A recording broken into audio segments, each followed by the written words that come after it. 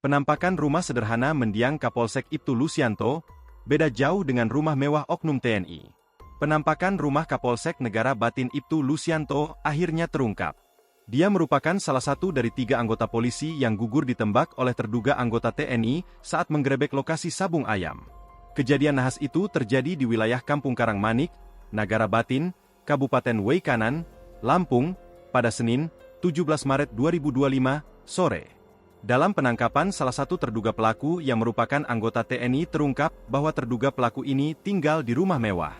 Dalam video penangkapan yang ditayangkan di Kompas TV, Selasa, 18 Maret 2025, terlihat bahwa petugas polisi militer mengamankan seorang anggota TNI di rumahnya.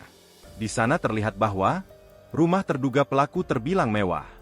Ukurannya terlihat cukup besar dengan lapisan warna dinding putih dengan aksen warna cat coklat dan cat emas di setiap sudut-sudut termasuk gorden yang juga berwarna emas. Ini beda jauh dengan kondisi rumah Kapolsek Ibtu Lusianto yang gugur ditembak tersebut. Ini di media sosial X diungkap oleh akun official BTV. Dalam unggahan itu terdapat sebuah foto rumah yang disebut-sebut merupakan rumah Ibtu Lusianto.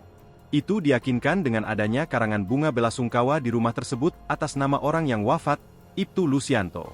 Dilihat dari kondisi rumah Ibtu Lusianto itu, sangat miris jika dibandingkan dengan rumah terduga pelaku yang mewah. Rumah Ibtu Lusianto terlihat sama sekali tidak terlalu besar bahkan belum dicat seluruhnya. Lapisan dindingnya terlihat hanya seadanya bahkan tumpukan batanya masih ada yang terlihat. Rumah itu juga beratap genteng biasa.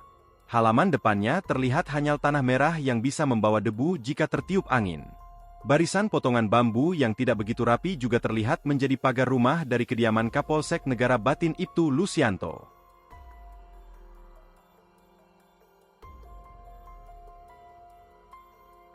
Download Tribun X sekarang, menghadirkan lokal menjadi Indonesia.